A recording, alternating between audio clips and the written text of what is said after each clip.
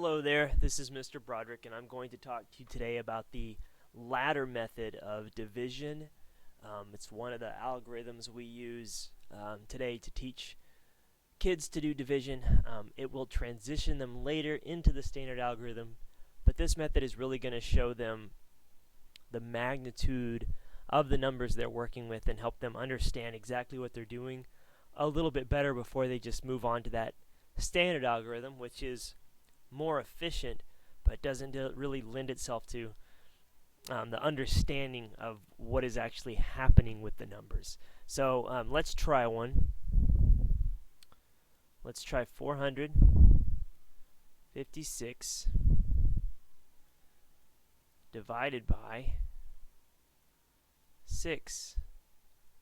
Okay. 3-digit by 1-digit. I'm going to set this up much like I would a standard algorithm problem, except instead of stopping here like I would in standard algorithm, I'm going to make this a big ugly 7. And you'll see why this is called the ladder method in a moment. I'm going to go ahead and put my divisor in here, my dividend, 456, 6, which is my divisor out here. And instead of in standard algorithm, I'm not going to look at how many times 6 goes into 45, but I'm going to try to do the whole number, 456, and I'm not going to get it exactly right the first time. I'm going to use facts I know to try to get close, and I'm going to build on what I know. So, well, I know that I know my 5 facts. See, this method's going to work well with students who haven't quite mastered their multiplication facts yet, which is important for them to do, but they can still be successful on division problems even if they haven't quite mastered them yet. So I know my 5 facts. So I know, well, 6 times 5 is 30, so 6 times 50 would be 300. So I know I can use 50. And I'm going to put that out here beside. So 50 times 6 is 300. Now from there, just like in standard algorithm, I'm going to subtract, but I'm going to make this line longer. That's going to come out here, and that's going to make the rungs of my ladder. That's why we call it the ladder method. And then I would subtract like normal. 6, 5, 4 minus 3 is 1. So now I have 156, and again, now dividing 156 by 6. So how many times will 6 go into 156? Well,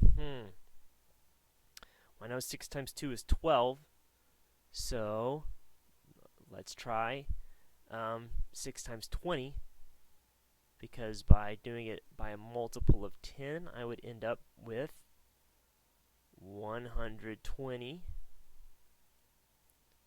Subtract that and make another rung. 6 minus 0 is 6. 5 minus 2 is 3. Then I have 36 here. Again, I know my 5 facts, and I know 6 times 5 is 30. So let's try that.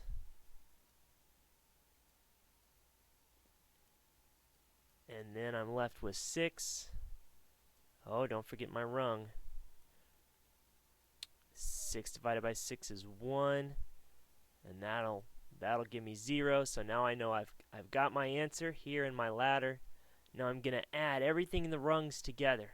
So 50 plus 20 is 70, plus 5 is 75, plus 1 is 76. So 456 divided by 6 is 76. And there's my answer.